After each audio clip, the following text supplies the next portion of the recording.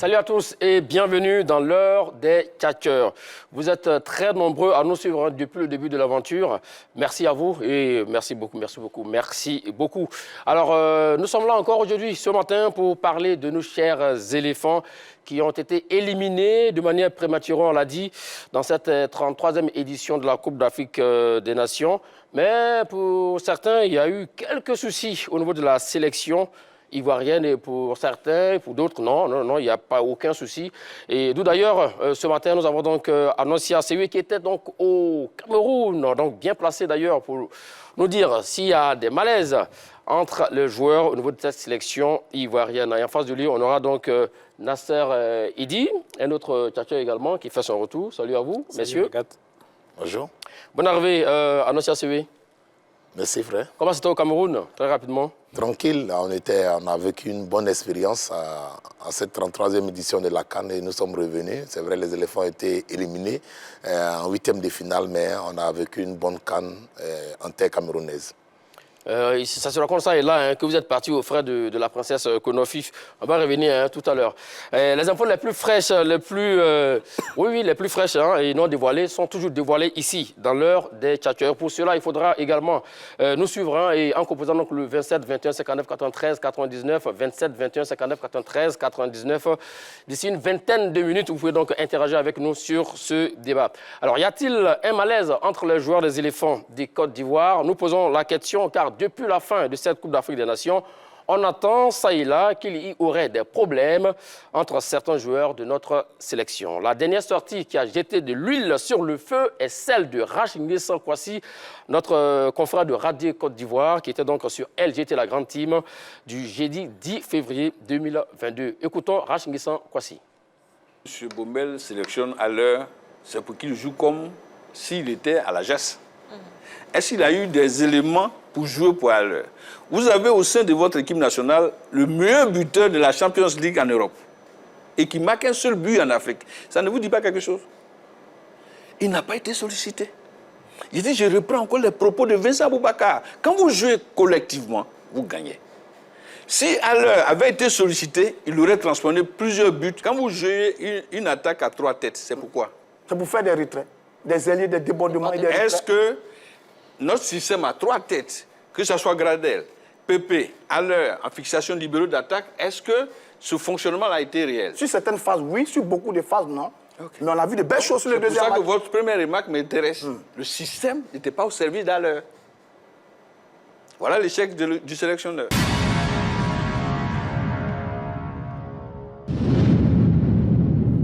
Des propos qui sonnent comme un pavé jeté dans la barbe, chers messieurs. Mais avant de revenir pour parler donc de ces débats, pour évoquer ce débat, potentiel malaise entre les joueurs de la sélection ivoirienne, on peut avoir des regrets, les éléphants de Côte d'Ivoire, vu la façon dont la compétition s'est terminée avec le Burkina demi-finaliste, le Cameroun, l'Égypte, le Sénégal. Il y avait de la place pour les Ivoiriens pour aller parler dans cette compétition. Avant de répondre à cette question, il faut déjà dire merci au ministère des Sports, à la Fédération ivoirienne de football, locaux CAN, qui ont permis à certains journalistes de participer à la CAN. Donc c'est pour vous répondre à des frais de princesse, frais de la presse, il faut préciser. Parce que là, depuis des années, depuis qu'on parle de CAN, l'État de Côte d'Ivoire, que ce soit la FIF, la Fédération, tout le monde aide les journalistes. Il fallait qu'il fasse cette précision. D'accord. En parlant de regrets, véritablement, c'est une compétition. Quand on va à une CAN, c'est pour la gagner. Avec l'or que représente la Côte d'Ivoire sur la scène continentale, on visait au moins les demi-finales. Malheureusement, nous sommes tombés devant notre bête noire qui est l'Égypte. Ouais, depuis, ça fait des années, même depuis la génération dorée composée de Yaya Touré et Didier Drogba, on a toujours eu des problèmes avec les pharaons. Ça s'est confirmé à Douala. On sentait cette équipe aller loin face à l'Égypte qui n'était pas, pour moi, chatoyante, pas une équipe au-dessus, mais on a vu en finale, mais qui a su gérer. Les éléphants n'ont pas osé. Et puis, je l'ai dit, quand vous partez à cette compétition avec un coach qui a des lacunes, qui n'est pas expérimenté, ça paye cash. Je l'ai dit depuis fort longtemps. Restons d'abord sur le volet au niveau des joueurs. Oui, on va parler du coach. On parlera des joueurs, mais vous savez, on ne peut pas refaire le monde avec des si. On a échoué, on a perdu au tir au but. Quand vous partez à cette compétition avec un coach inexpérimenté, ça paye. Donc, il y a des regrets, forcément des regrets. C'est le quoi qui a fait que Eric Bailly a raté son penalty.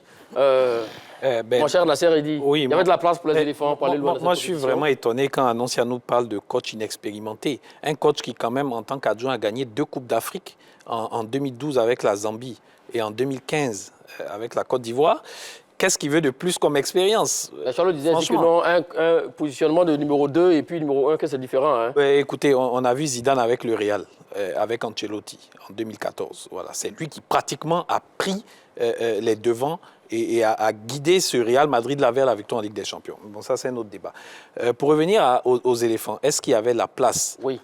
Il y avait clairement, pour moi, la place. Voilà, parce que moi, je plaçais les éléphants parmi les favoris de cette Coupe d'Afrique des Nations, essentiellement à cause de l'effectif. Tout d'abord, nous avons un effectif talentueux. Ouais. Quand vous regardez aujourd'hui, Haller, Zaha, Pepe, Kessié, Sangaré Ibrahim... Qui sont quasiment dans les top clubs européens. Bon, moi, quoique ce n'est pas forcément l'endroit où vous jouez qui détermine votre force, parce que même Jean-Évra Kouassi, qui joue en Chine, était super bon aussi. Donc, nous avons cet effectif talentueux et nous avions un effectif bien mixé entre expérience, Sérédier, Gradel, Aurier, etc., une génération un peu intermédiaire. Kosonou, Odilon Kosonou. Si vous Odilon Kosonou, même Pepe Zaha aussi. Oui. Et puis, les nouveaux talents aux dents longues, comme par exemple Konaté Karim de la SEC qui était présent dans ce groupe. Donc, il y avait vraiment un alliage. Vous rejoignez à notre CV, parce que Konaté Karim, on ne l'a pas vu du tout. 0 minutes dans cette... savez, par exemple, quand vous parlez, respecter l'équipe, il va respecter les éléphants. Mais il a parlé de l'expérience de Patrice Baumel. On parle de l'entraîneur, du sélectionneur, l'équipe A.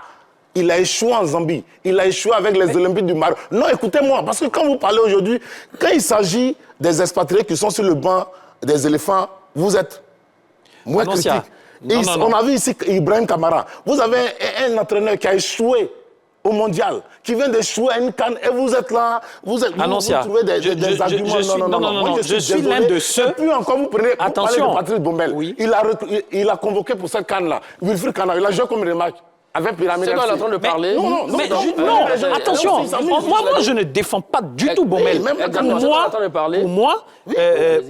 Pour moi, même Baumel est le principal responsable de l'échec. On est d'accord là-dessus. Voilà. Mais moi, je dis qu'on ne peut pas se baser sur son manque d'expérience pour justifier cela. Pour lui, il a de l'expérience. Voilà, c'est tout. La CAN en 2012. Quand même, avec la il nous a donné face à la Côte d'Ivoire et puis un entraîneur stagiaire ici. Il a de l'expérience. Sabri Lamouchi nous a envoyé en Coupe du Monde. On n'a pas parlé de manque d'expérience. Effectivement, il vient d'avoir j'ai été l'un de ceux, quand vous parlez que quand il s'agit des expatriés, on est plus tendre. Non, j'ai défendu au maximum Zawi François en 2012. Donc, on ne défend pas que les expatriés. On fait fi de la nationalité de la personne, de tout. On se concentre sur les capacités et ce que la personne nous montre sur le banc. C'est tout. D'accord. Pour revenir à cette sortie de Rachinguissa Kouassi, est-ce que c'était le moment approprié, le bon moment pour lui de faire une telle déclaration? Ça n'engage que Rachinguissa Kouassi. Il est journaliste comme nous. Il assume ses opinions. Mais moi, je pense que parler d'égoïsme en sélection... C'est pas par rapport au regret encore, toujours, parce qu'il savait que la Côte d'Ivoire avait le potentiel pour aller loin. Vous savez, moi, j'ai vu cette équipe ivoirienne à Douala, au lendemain même de l'élimination face à l'Égypte. J'ai vu des joueurs soudés qui étaient déçus parce que après le match face à l'Algérie, ils ont senti les Ivoiriens heureux. Ils voulaient poursuivre cette aventure. Et quand vous voyez Wilfried Zaha réussir son tir au but, il a commencé à haranguer la foule puisqu'on était dans un stade hostile. Le public a conspué l'équipe ivoirienne, mais on a vu des garçons qui étaient forts mentalement. Et quand vous partez les voir à l'hôtel Starlang à Douala, on a vu des garçons abattus, mais qui se sont dit on va donner le meilleur pour la CAN qu'on va organiser parce qu'on a manqué beaucoup de rendez-vous. Éliminés à la Coupe du Monde, on avait une CAN pour nous réconcilier avec les Ivoiriens.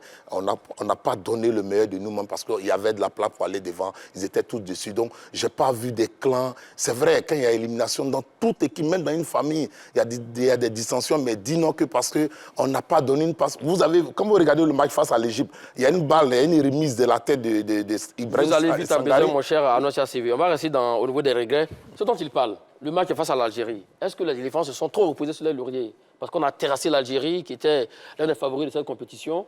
Après, bon, patati patatra, on n'a pas vu une équipe ivoirienne révolter tactiquement, techniquement face aux Égyptiens. Oui, mais quand même, on a vu une équipe qui a tenu jusqu'au tir au but face aux Égyptiens. Donc et le résultat? C'est les tirs au but. Oui, on est tout à fait d'accord. Mais ce sont les tirs au but à leur décharge. Du coup, moi, je ne dirais pas qu'ils se sont endormis sur le laurier. Non, je ne pense pas. Après, le débat, est-ce qu'on devait se donner à fond contre l'Algérie, machin qu'on a fait ici, un débat interminable, c'est une autre question, mais je ne pense pas qu'ils se sont endormis sur le laurier. Mais on savait, les joueurs qu'on a dans cette sélection ivoirienne, on pouvait gagner l'Égypte sur le terrain et non aller au tir au but, mon cher. Le résultat est là, on a été éliminé. Vous avez vu, c'était un match ouvert.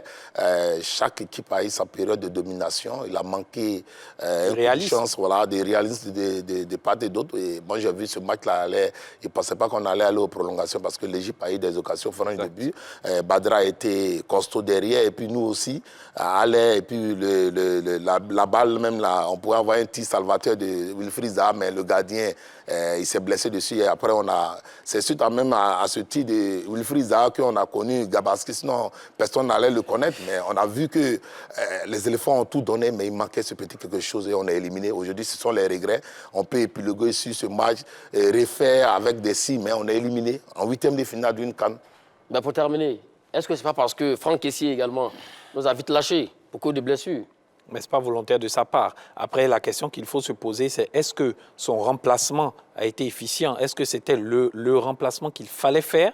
Je pense tout le monde est quasiment unanime là-dessus. Et Rach Nguessan l'a répété encore tout à l'heure. Moi, je voyais un autre... Je me disais, au moment de la blessure de Kessié, que Patrice Baumel allait profiter justement de ce coup du sort-là pour nous sortir quelque chose de sa besace. Peut-être, pourquoi pas, mettre un Boga en numéro 10 avec Sangaré et Seri derrière en récupérateur. Oui. Il a fait rentrer Seri Dié, ça nous a servi 3 milieux à vocation défensive, délaissant l'avant. Franchement, je n'ai pas compris sur ce coup. Oui. Très rapidement, là-dessus. On est éliminé. Tout ce que je peux dire. Parce que je le dis, on va épiloguer. Il y a plusieurs... Tout le monde est technicien en Côte d'Ivoire. C'est Baumel qui avait la charge de nous constituer un bon noyau pour aller loin dans cette canne-là. Il a failli à sa mission, je le dis, depuis le début. Rien ne m'étonne. Ce n'est pas un procès pour Patrice Baumel, hein? Non, c'est pas un procès. Vous savez, moi, depuis sa nomination, je l'ai dit, le costume des éléphants est costaud pour lui. Donc, je suis clair. Aujourd'hui, on va dire le remplacement des styles, Jérémy Boga et autres. Moi, je dis... On avait de la chance avec ce groupe-là, aller loin. Mais l'entraîneur, c'est le hic. C'est tout. Alors, pour revenir à notre débat, y a-t-il un malaise entre les joueurs dans cette sélection ivoirienne? On a dû le voir, hein, le match face à l'Égypte. Sébastien Haller n'a quasiment pas été alimenté. Annoncia, vous qui étiez là-bas, vous étiez au stade? Oui. Dites-nous.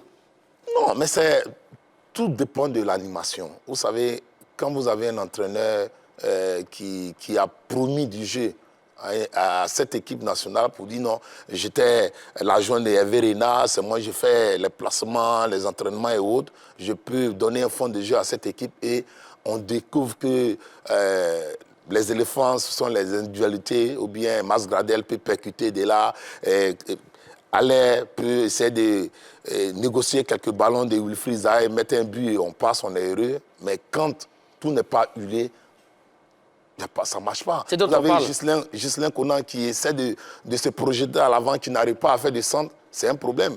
Donc, tout est une question d'animation. On peut dire non, Gradin n'a pas fait de passes.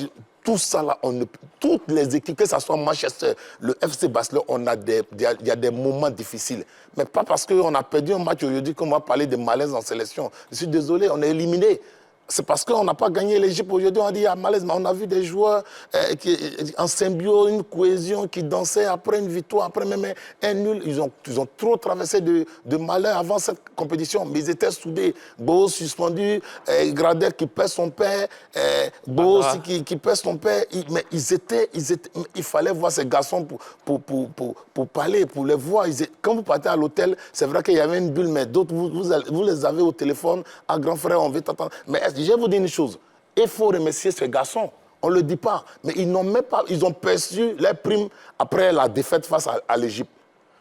Il pouvait y avoir une question de prime là-bas. Ils ont dit à la présidente du comité de normalisation, « Maman, nous sommes venus nous racheter. On n'a pas pu nous qualifier pour la Coupe du Monde. Nous allons tout donner à Sainte-Cannes pour les éléphants. » Et lorsqu'ils ont battu l'Algérie, ils ont vu la joie à Abidjan. Ils étaient encore plus heureux. Ils n'ont pas parlé d'argent. Il devait avoir même un scandale de primes. Mais personne n'a bronché. Ils étaient focus. Ils étaient soudés. Donc quand on me parle de malaise, après cette élimination, je tombe des nues. Donc s'ils avaient reçu l'argent, leur dû, avant ce match face à l'Égypte. J'ai dit, ils ont fait fi des primes. Ils n'ont pas mis l'argent devant. Si c'était nos sélections africaines, vous allez entendre dans les coulisses que les joueurs ne sont pas payés, mais ils étaient soudés, ils avaient un objectif immédiat. Et c'est après l'élimination qu'ils ont perçu les primes parce qu'ils étaient en cohésion, ils étaient en symbiose. C'est ce que je vous dis. Pour dire qu'il n'y a pas eu de malaise, les joueurs étaient concentrés, on est éliminés. Aujourd'hui, on peut inventer des histoires, il n'y a pas de pages, mais on joue des matchs, même au Maracana, vous-même vous jouez au ballon, c'est tous les jours que vous recevez des occasions franches de but. Mais ce dont on parle, c'était vraiment très flagrant. Comme Raj Nguessan Kwasi l'a dit dans son élément tout à l'heure,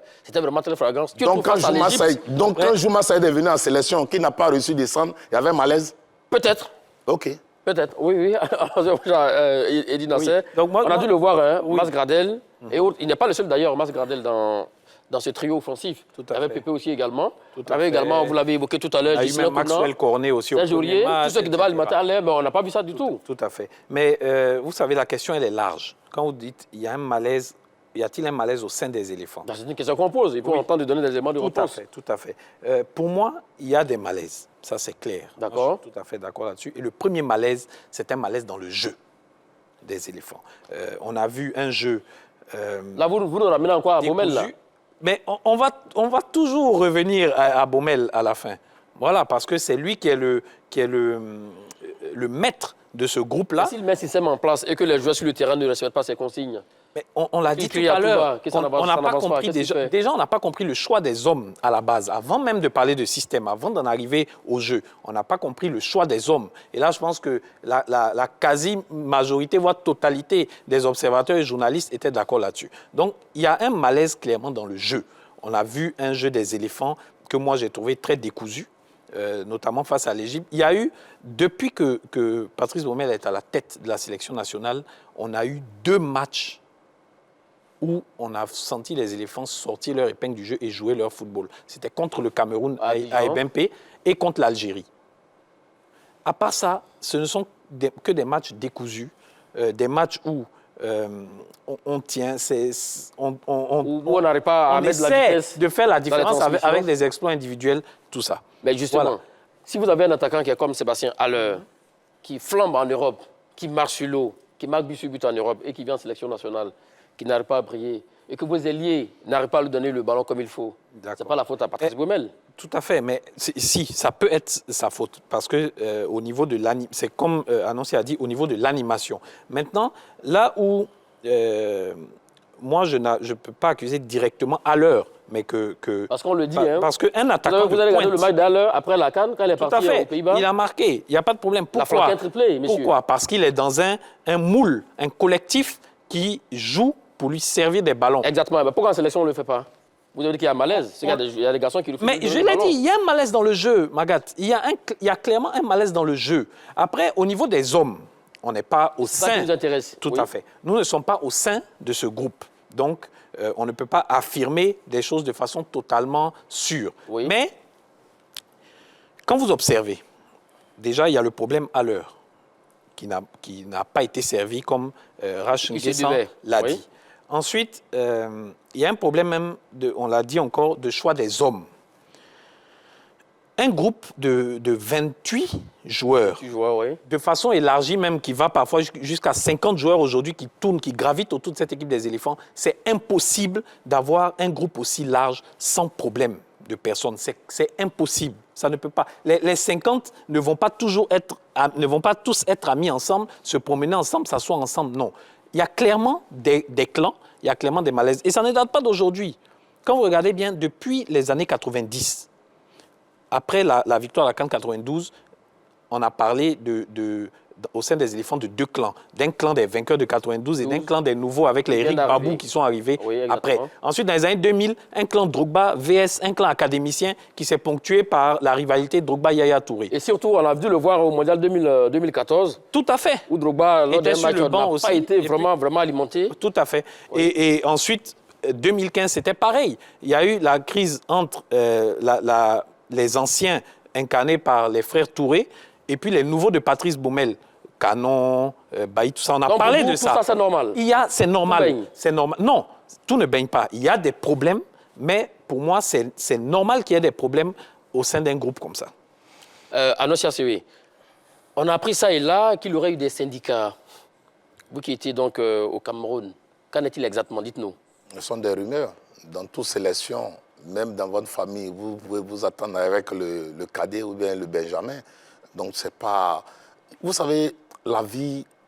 Mais pourquoi des anciens doivent se mettre ensemble? Non, vous savez, il y a des affinités. Il y a des joueurs qui s'entendent. Vous prenez Wilfried Zaha, il s'entend bien avec Sérédier. Vous n'avez pas à les reprocher.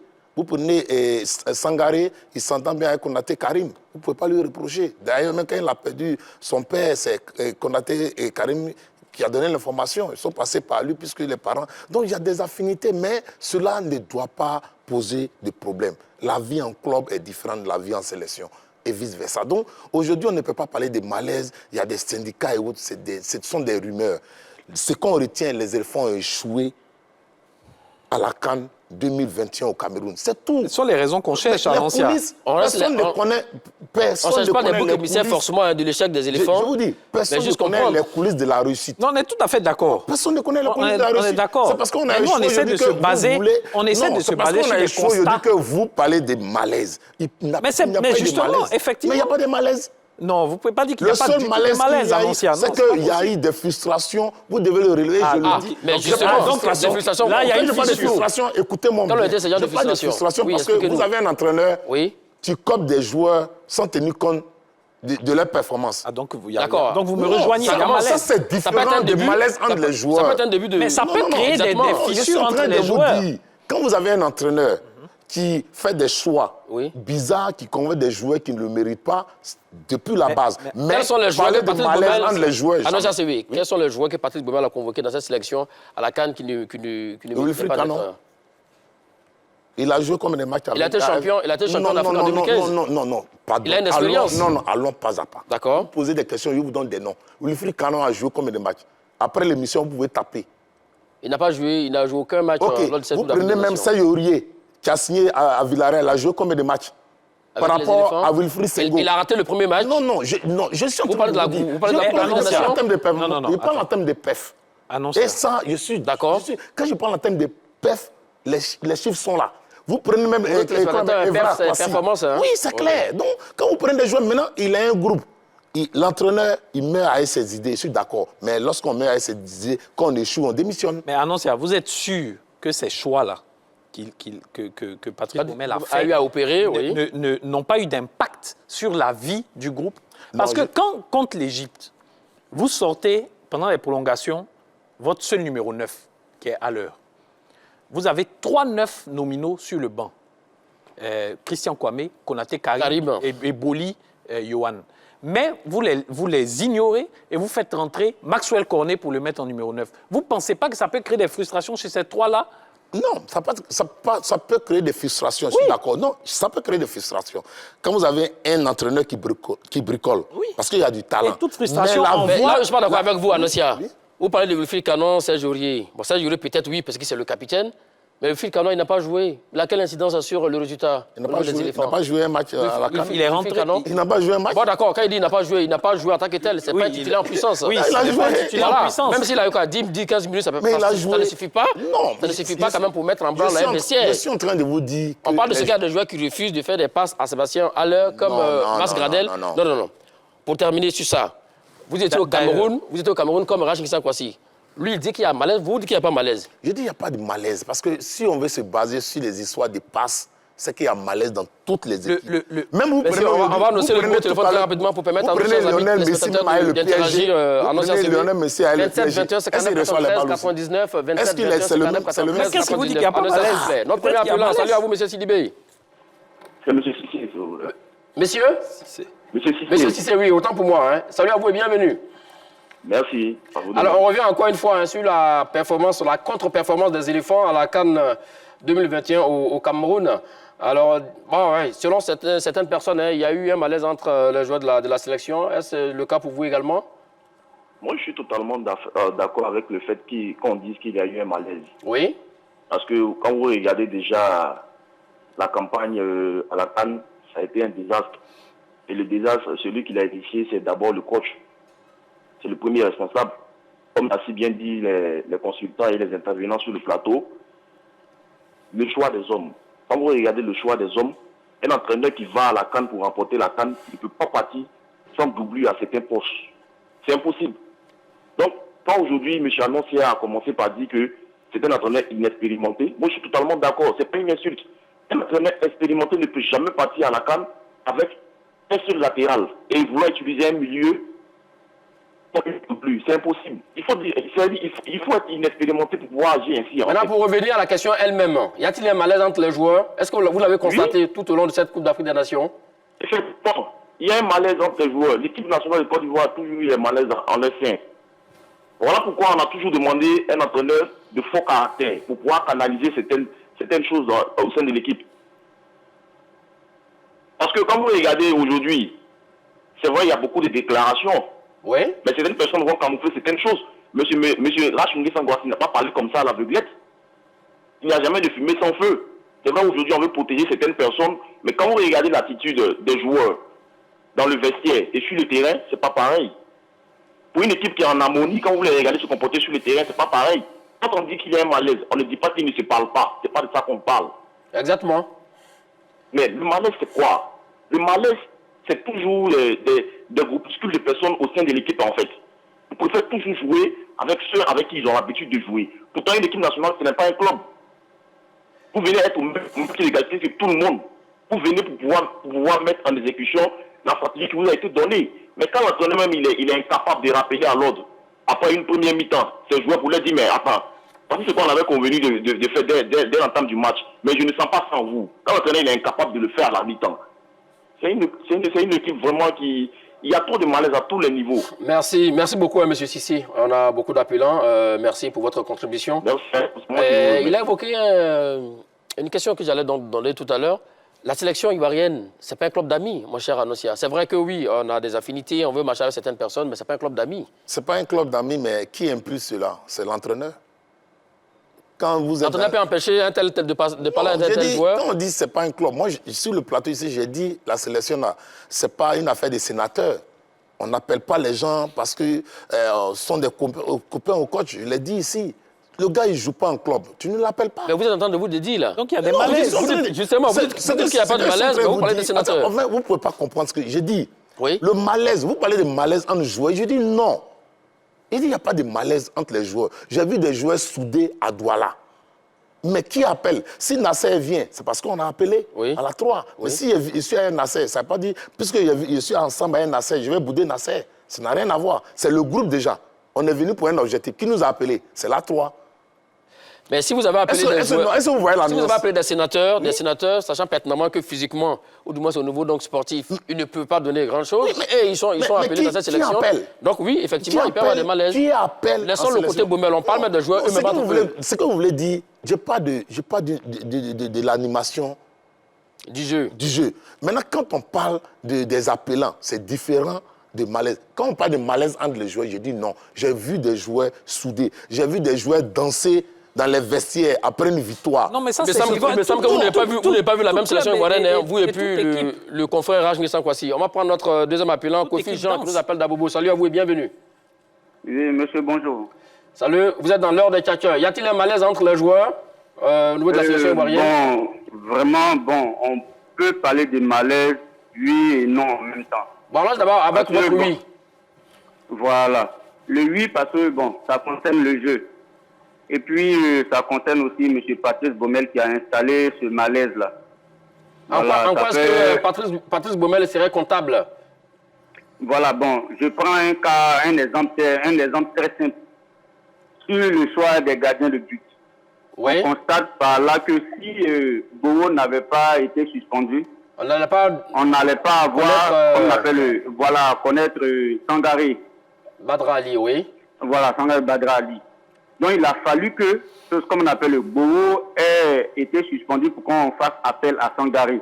Et Sangaré vient mais de nulle part. C'est une question d'hierarchie. Oui. C'est une question d'hierarchie. Voilà. Beau Sylvain est numéro 1, Sangaré est numéro 2. Donc on va à la CAN. Si Beau Sylvain n'a pas été suspendu pour dopage, tout naturellement, il est le gardien titulaire des éléphants. Là-dessus, il n'y a aucun débat. Hein. Et puis, ça fait comme je sais pas, 2-3 ans que nous jouons avec pratiquement les mêmes milieux de terrain. Toujours les autres, même quand ils viennent en sélection, ils sont obligés d'être sur le banc. Pourtant, les matchs amicaux, avec vous, ou bien de jouer à d'autres postes qui ne sont pas les postes habituels, comme Maïga par exemple, qui est donc sentinelle qui joue à latéral droit par moment.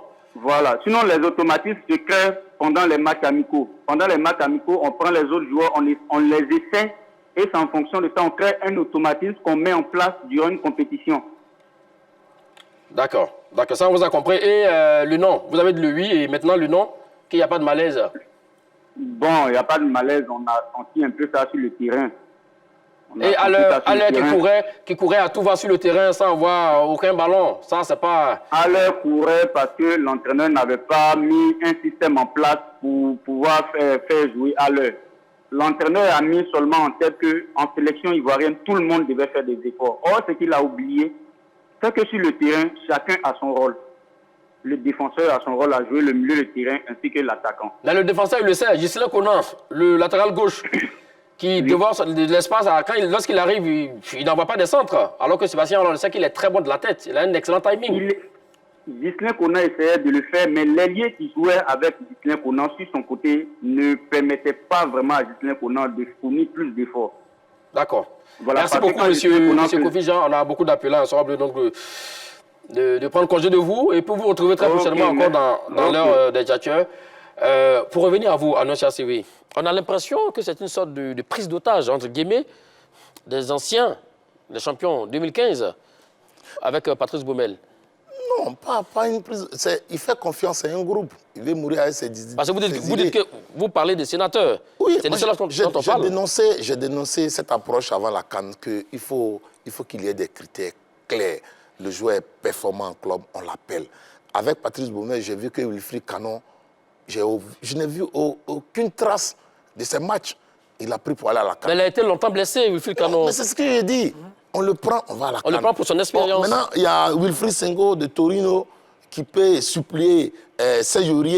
On le laisse, on ne sait pas qu'est-ce qui s'est passé. C'est pas son club qui a refusé de le libérer? Non, je suis en train de dire, c'est-à-dire, je prends papa. Et c'est pour ça que je ne veux pas créer des malaises entre les joueurs. La question, c'est est-ce qu'il y a malaise entre les joueurs? Je dis non. Maintenant, l'image que je vais prendre, vous vous souvenez du but refusé à Alais pour le 4-1 face à l'Algérie? Face à l'Algérie, oui. Vous avez vu tout le banc, tout le monde. Ouais, ça sonnait comme une libération pour lui. Tout le monde était... Parce que Alais venait de réussir.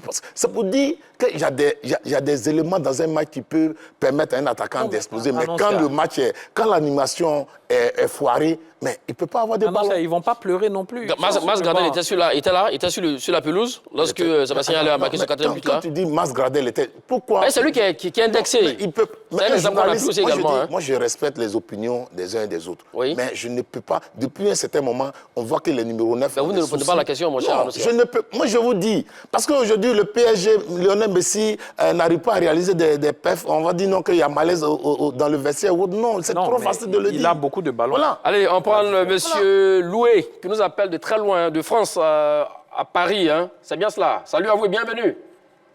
Bonjour, monsieur. Salut. Nous sommes heureux de vous avoir en ligne. Hein. Et bienvenue dans l'heure des tchatcheurs. Votre émission de débat, ou sans langue de bois, hein, comme on le dit. Alors, y a-t-il un malaise entre les joueurs en sélection ivoirienne? Est-ce que vous l'avez constaté lors de cette Coupe d'Afrique des Nations? À mon humble avis, je pense qu'il y a vraiment un malaise. Ah oui? Parce que quand vous regardez la physionomie de l'équipe, vous avez déjà un joueur comme Sébastien Haller. Oui. Un grand attaquant ici en Europe qui marche sur tous les terrains ici en Europe. Vraiment, Haller, c'était un blanc. Peut-être qu'aujourd'hui, il allait être pressenti pour le ballon d'or même mondial. Mais tu as un joueur comme Haller dans une équipe nationale et vous ne pouvez pas créer un jeu autour de lui. Là, je suis d'accord avec vous. Il marque 10 buts en Ligue des Champions en Europe et il vient à la CAN, c'est une seule réalisation. À ce genre de joueur, je me dis peut-être que quand ils viennent à l'équipe nationale, il y a certains peut-être qui sont complexés ou qui trouvent qu'il est trop nouveau. On ne peut pas créer un jeu autour de lui. Certains comme qui, comme ça? Comme qui, par exemple? Pour moi, c'est sûrement l'entraîneur, c'est le premier responsable. Parce qu'il y a des joueurs, pour moi, qui étaient inutiles de partir à la Coupe d'Afrique cette année. Mais un entraîneur ne peut pas appeler son meilleur artificier, qui est Sébastien Haller, venir le faire souffrir sur la pelouse, mon cher Loué. Je n'en disconviens pas, mais il arrive des fois où, fait tes sélections, sein de l'équipe, il y a des cadres qui influencent même souvent des entraîneurs. Donc, je pense ça, c'est partout. Hein. On a dû le voir en Angleterre à l'époque de Frank Lampard et Steven Gerrard. Voilà, parce que tu prends un gars comme Cyril D, qui est un ancien, qui avait déjà même rapproché, il fait son jubilé au Félicia et il fait partie des seuls joueurs depuis 6 qui a arrêté sa carrière à l'équipe nationale et on a fait son jubilé. Même les Drogba, les Yaya n'ont pas eu ça. Quand il revient encore à l'équipe nationale, c'est pour vous dire qu'il a un poids sur l'équipe, même sur l'entraîneur. Il peut décider certaines choses qui peuvent compromettre peut-être le boulot de... On n'a aucune affirmation que Cyril D serait à la base de certaines pratiques. D'accord. Merci beaucoup à M. Louis qui nous appelle de Paris. Merci beaucoup. Il y a un malaise, un gars comme Sébastien Haller qui n'arrive pas à avoir des balles. La seule bonne occasion que Sébastien Haller a eue dans cette CAN, réalisée. Oui, effectivement, la passe à pied le fusa et boum, ça fait but. Sur ça, on a CV. Clairement, tout le monde l'a vu, sauf vous. Vous étiez au Cameroun avec Rangisa Kwasi. Il était au stade comme vous. Et la balle en huitième de finale que le portier égyptien sort, la remise de Ibrahim Sangaré, qui partait au fond et puis il sort ce jeu. Il n'a pas reçu de ballon.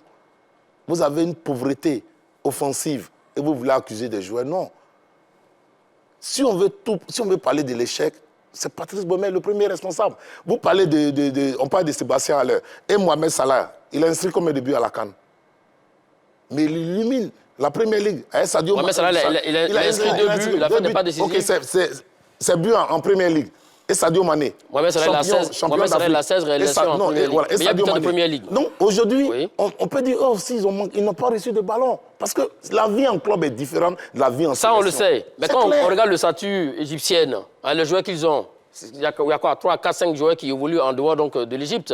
Pour le reste, ce sont donc des joueurs locaux qui ont quand même la qualité. Mais on parle quand même d'une sélection ivoirienne qui a des joueurs quand même placés dans les meilleurs clubs européens. Salah n'a pas reçu de ballon, il y a malaise. Non, je dis non.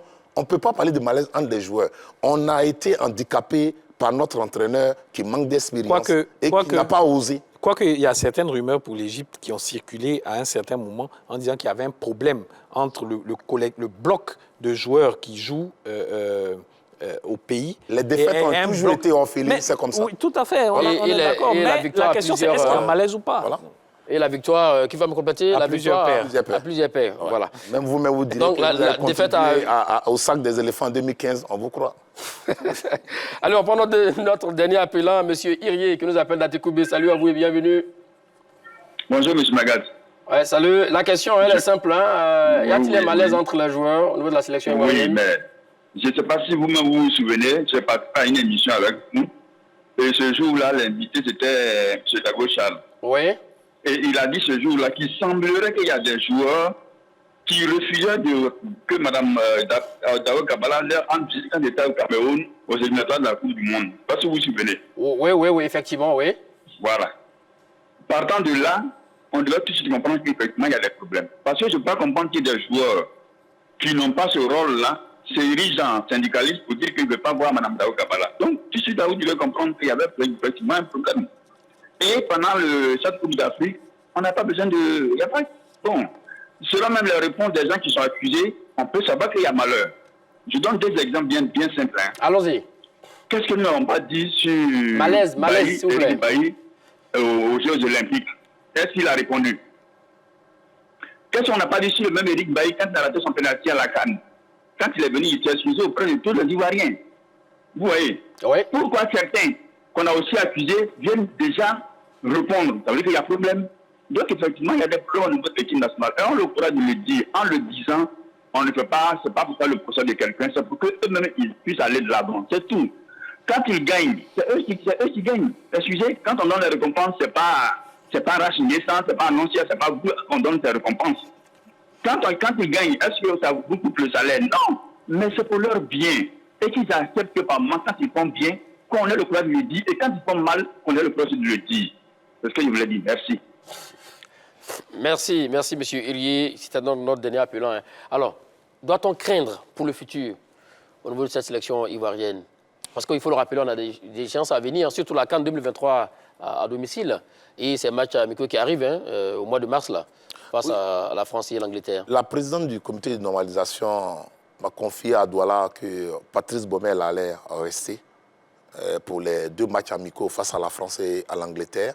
Et il appartiendra au nouveau président élu de la Fédération ivoirienne de football de décider du sort de l'encadrement technique. Donc je pense que l'avenir des éléphants, moi je veux un électrochoc, je suis d'accord. Ça veut dire depuis un moment, je demande à Patrice Baumel de démissionner, il refuse de le faire.